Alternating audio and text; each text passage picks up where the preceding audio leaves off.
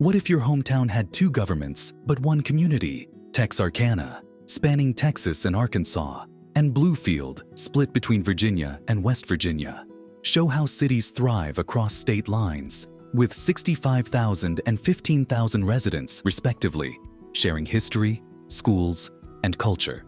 From shared schools to quirky local traditions, these twin cities show that state lines don't separate communities. They create unique, one-of-a-kind identities.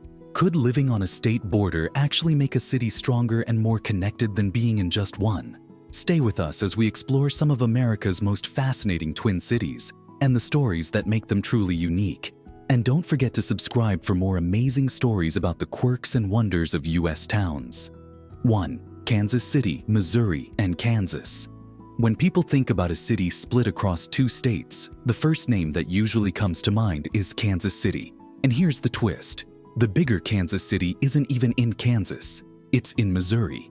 Kansas City, Missouri is the larger of the two, with a population of more than 500,000 residents. It's famous for three things locals love to brag about: unbeatable barbecue, a thriving jazz legacy, and its major league sports teams, the Kansas City Chiefs, the Kansas City Royals, and Sporting Kansas City. Just across the state line lies Kansas City, Kansas, home to about 150,000 people. It was incorporated later than its Missouri neighbor, and while it shares the same name, it developed its own distinct identity. The story of Kansas City dates back to the 1830s, when traders and settlers realized the power of its location. Sitting at the meeting point of the Missouri and Kansas rivers, it became a natural stopping place for riverboats, wagon trains, and later, railroads. The opening of the Hannibal Bridge in 1869, the first railroad bridge across the Missouri River, transformed the city into a booming hub. Grain trade, meatpacking, and rail shipping industries flourished on the Missouri side, while factories and rail yards on the Kansas side attracted immigrant families, including Slavic, Hispanic, and African American communities who shaped neighborhoods, churches, and small businesses. The 1920s gave Kansas City, Missouri, a cultural edge with a jazz scene that became nationally recognized.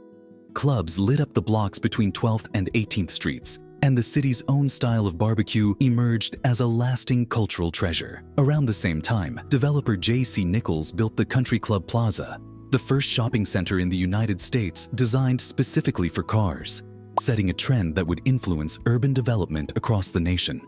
Over time, Kansas City, Missouri, earned the nickname City of Fountains and grew to cover more than 300 square miles. Kansas City, Kansas, meanwhile, kept its working-class character, with historic neighborhoods like Strawberry Hill preserving their cultural traditions. Together, the two Kansas cities form a single metropolitan area that stretches across 14 counties in Missouri and Kansas. Today, the metro is home to more than 2.2 million people and dozens of communities. They share more than just a name. They share history, culture, and a spirit of rivalry that makes this border-straddling pair one of the most unique city partnerships in America. 2. Texarkana, Texas, and Arkansas. Texarkana is one of the rare places in the United States where you can stand in two states at the same time. This unique twin city sits right on the border of Texas and Arkansas, with State Line Avenue dividing the two. On this line stands one of the most unusual federal buildings in the country, the U.S. Post Office and Courthouse. It is the only federal building in America that straddles two states, making it one of the most photographed courthouses in the nation, second only to the U.S. Supreme Court in Washington, D.C. Visitors often stop to take photos with one foot planted in Texas and the other in Arkansas. The name Texarkana itself is a blend of Texas, Arkansas, and Louisiana. Although the city does not actually extend into Louisiana, its location near all three state lines gave it strategic importance when it was founded in 1873. Its position at this crossroads allowed it to grow into a regional hub for trade and travel.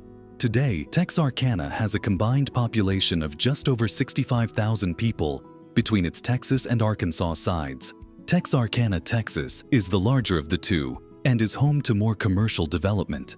One of its cultural highlights is the Perot Theater, a historic venue originally built in 1924 and later restored to its former grandeur. The theater continues to host performances year-round, making it a cornerstone of the city's cultural life. Texarkana, Arkansas offers a quieter but equally rich history. Its downtown preserves many older buildings, and one of its best-known landmarks is the Arkansas Municipal Auditorium. This venue has hosted legendary performers such as Elvis Presley, adding to the city's musical heritage. The Arkansas side also supports a growing arts community, with galleries and cultural spaces that showcase regional talent. The Four States Fair and Rodeo, one of the area's most anticipated annual events. The fair features livestock shows, carnival rides, and rodeo competitions, celebrating the region's strong agricultural and cowboy culture. Living in Texarkana comes with a unique choice. Whether to settle in Texas or Arkansas, each side has its advantages. Texas residents benefit from no state income tax, while Arkansas offers an overall lower cost of living. Whichever side people choose, the community spirit is the same. What makes Texarkana stand out most is not just its geography, but the cooperation of its two halves. Locals often say that it is the shared history and opportunities that give Texarkana its special identity. Two cities, two states, but one united community. 3. Bristol, Tennessee, and Virginia. Bristol is one of the most striking examples of a city divided and united by a state line. Unlike most border towns where the divide feels distant or symbolic, Bristol's boundary runs straight through the heart of downtown. State Street serves as the literal dividing line, with Tennessee on the south side and Virginia on the north. A single step can move you from one state to the other, making the border an everyday part of life rather than a distant political concept. The city's growth began in the late 19th century, driven by railroads, manufacturing, and trade. Its strategic location helped it develop rapidly, drawing workers and businesses from both states. Over time, two separate municipalities formed: Bristol, Tennessee, and Bristol, Virginia, each with its own government, laws, and tax systems. Yet, despite the administrative split, the two sides evolved together, sharing infrastructure and culture. What truly sets Bristol apart is its outsized role in American music history. In 1927, a series of recording sessions held in the city captured local musicians performing traditional Appalachian songs. These recordings introduced artists like the Carter Family and Jimmy Rogers to a national audience and are widely considered the moment when country music entered the mainstream. Because of this legacy, Bristol proudly identifies itself as the birthplace of country music. Today, that musical heritage remains central to the city's identity. Live performances and museums celebrate Bristol's influence, drawing visitors from across the country. Residents on both sides of the state line participate equally in these events, reinforcing a shared cultural foundation that transcends government boundaries. Daily life in Bristol reflects this unity. Residents often live in one state and work in the other. Restaurants, shops, hospitals, and entertainment venues serve the entire population, creating a single economic ecosystem. While laws may change when crossing the street, routines rarely do. The city also demonstrates how cooperation can thrive despite division. Local leaders from both states frequently collaborate on tourism. These partnerships ensure that growth benefits the entire community, rather than one side at the expense of the other. Bristol's layout has even turned the border into a feature rather than a flaw. The painted state line down State Street is a popular photo spot, symbolizing how the city embraces its unusual geography. Instead of hiding the divide, Bristol highlights it as part of what makes the city special. Bristol proves that shared history, culture, and daily interaction can outweigh political boundaries. Two states may claim the city, but its identity belongs to everyone who calls it home. 4. Texhoma, Texas, and Oklahoma. Texhoma is one of the quirkiest border towns in America, sitting right where Texas and Oklahoma meet. Its very name is a blend of the two states, and the town is divided almost evenly by the state line. With fewer than 1,000 residents today when both sides are combined, it's small in size, but has a history full of unusual twists. Back in the early 1900s, Texhoma grew as a railroad town. The Rock Island Railroad extended its line to the area, and a depot was built right on the state line so grain shipments could be loaded in either state. This gave local farmers flexibility to choose whichever side offered the better shipping rates. The location made Texhoma a strategic hub for agriculture, and soon businesses and homes developed on both sides of the border. The state boundary here has not always been simple. In the early 1930s, surveyors discovered an error in the original 1860 survey. When it was corrected, the boundary line shifted nearly 500 feet south. As a result, many of the town's banks, stores, and the depot that had been considered part of Texas suddenly found themselves in Oklahoma, without a single building moving. This shift effectively gave Oklahoma control of the downtown area, and ever since then, Texhoma's business center has remained on the Oklahoma side of the line. Education in Texhoma is also a shared effort between the two states. Since 1976, the school districts have operated under a cooperative arrangement. Children attend kindergarten through 4th grade in Texas, then move to the Oklahoma district for grades 5 through 12. This unique setup allows graduates to qualify for in-state college tuition in both Texas and Oklahoma, something few other towns can offer. Texhoma maintains 2 separate city governments because it exists in both states. Texhoma, Texas, and Texhoma, Oklahoma are incorporated as independent municipalities, each with its own administration. Despite this, residents on both sides rely heavily on each other for services, commerce, and community life. The grain elevators, farming operations, and close-knit families ensure the town continues to thrive in its own distinctive way. Today, Texhoma is quieter than during its railroad heyday, but its identity as a true two-state town remains strong. Crossing the state line is simply part of everyday life. Whether buying groceries in Oklahoma, fueling up in Texas, or sending children across the border for school, Texhoma stands as one community with 2 governments, but a single shared spirit. A living example of how state lines can shape, but not divide, a town. 5. Delmar, Delaware and Maryland. Delmar is a town with a name that says it all. This small community sits directly on the state border and has spent its entire history living as one place with 2 identities. The story of Delmar begins in 1859, when the Delaware Railroad extended its line to the southern boundary of Delaware, where it met the Maryland state line. Because the Delaware Railroad was only chartered to build in Delaware, and the Maryland companies operated only within Maryland, the 2 railroads connected exactly at this point. A settlement soon developed around the station, and residents took the first 3 letters of each state to create the name Delmar. From the beginning, it was very much a railroad town and quickly became an important hub on the Delmarva Peninsula. Many railroad employees settled here, and the town grew steadily through the late 1800s. But with growth came challenges. In 1892, a major fire destroyed much of the business district. Less than a decade later, in 1901, another fire again devastated the town. Twice within 10 years, Delmar had to rebuild from the ground up. Each time, however, the residents restored their community, showing resilience that would become part of Delmar's identity. The 2 halves of Delmar developed somewhat independently at first. The Maryland side became an incorporated town in 1888, followed by the incorporation of the Delaware side in 1899. Still, the communities remained closely tied, and by 1927, they took their first official step toward working together when they built a shared sewer system.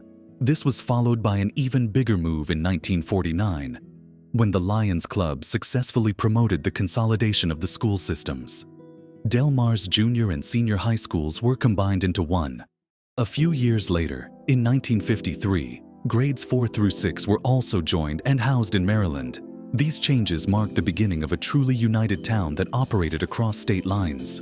Today, Delmar has a combined population of just under 7,000 across both states, though people often refer to it as a single community. Families on both sides of the border share schools, churches, and community events. In many places, the state line runs through yards and streets, but neighbors consider themselves part of one town. Delmar proudly calls itself the little town too big for one state. It's a fitting description of a community that shows how a town divided by a state border can still grow stronger by working together as one. 6. Union City, Indiana and Ohio. Union City is one of those rare American towns that sits directly on a state line. Half in Indiana and half in Ohio, it is a community that straddles 2 states and proudly carries the nickname the Hub City. That nickname has its roots in the railroads. In the mid-1800s, Union City grew into a key junction where east-west and north-south train lines met at the state boundary. By around 1875, the town had become an important stop for travelers and commerce. Historical records note that 5 railroads crossed through here, and at the height of the boom, as many as 16 passenger trains and 22 freight trains came and went each day.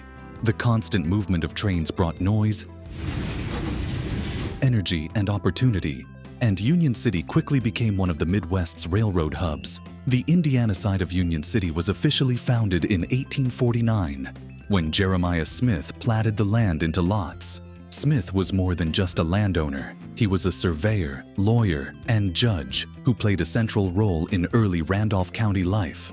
Recognizing how valuable the railroads would make this location, he acted quickly to establish the town. His decision to work with railroad developers ensured that Union City became a vital point on the map. As the railroads brought people and goods, the community on both sides of the border expanded. Shops, mills, and homes soon filled the growing town. By the turn of the century, Union City was bustling, with the railroads driving much of its economy and character. Life here has long been shaped by cooperation across the state line. Though technically divided between Indiana and Ohio, the two halves of Union City have shared services and strong community ties.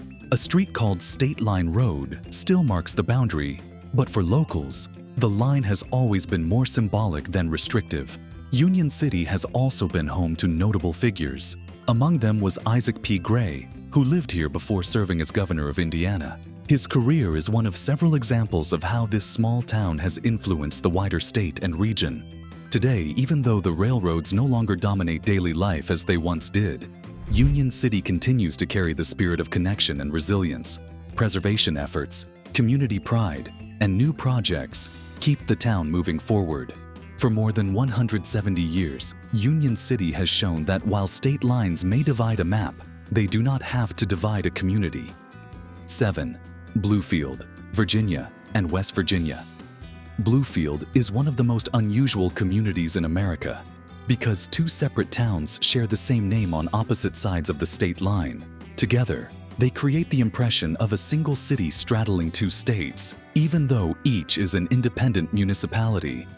The story of Bluefield goes back to the 1700s, when settlers first arrived in the area, long before West Virginia separated from Virginia during the Civil War in 1863. The Virginia side was originally known as Pin Hook, then Harmon, and later Graham, which was officially chartered in 1884. Just across the line, Bluefield, West Virginia, began to grow rapidly in the late 1800s when the Norfolk and Western Railway established its regional headquarters there. With coal in the surrounding mountains and trains to move it, the West Virginia side thrived as an industrial hub, while Graham remained smaller. In 1924, Graham took a symbolic step to strengthen its connection to its prosperous neighbor. Town leaders organized a playful wedding ceremony in a city park on the state line to celebrate changing the town's name from Graham to Bluefield. The idea was to unite the 2 communities under one name and identity, reflecting their shared economy and history. For decades, Bluefield's fortunes were tied to coal and railroads. The Norfolk and Western Railway's switching yards served the rich coal fields of southern West Virginia, and during the mid-20th century, the West Virginia city reached a population of more than 20,000 residents. Over time, however, as coal demand declined, so did the population. Today, Bluefield, West Virginia has about 9,500 residents, while Bluefield, Virginia has around 5,000, making a combined community of roughly 15,000 people. Despite these changes, the Bluefields have kept their sense of character. Thanks to an elevation of over 2,600 feet, summers are cooler than in much of the surrounding region. Since 1939, the Chamber of Commerce has upheld a quirky tradition, offering free lemonade on any day when the temperature reaches 90 degrees. This enduring custom reflects the city's nickname, nature's air-conditioned city. Visitors can still enjoy sweeping views from East River Mountain, learn about the area's railroad history, and experience small-town charm on both sides of the line. The Bluefields may be divided by a state border, but together they tell one story, a community shaped by coal, trains, and resilience. 2 towns, 2 states, yet one proud name and one shared legacy. Across America, cities that span state lines, from Kansas City's 2.2 million strong metro to Texarkana's 65,000 residents, prove that borders don't divide communities. From shared schools in Texoma to music traditions in Bluefield, Bristol, and Delmar, these towns show how cooperation strengthens identity. 2 states, 1 community. History, culture, and resilience unite them, creating unique cities where state lines inspire connection rather than separation. 2 states, 1 city. Could stepping across a simple line on a map actually make a town twice as vibrant, fun, and unique? Share your thoughts in the comments. If you enjoyed this journey through America's Twin Cities, don't forget to like, share, and subscribe for more fascinating stories about the quirks, history, hidden gems of U.S. towns.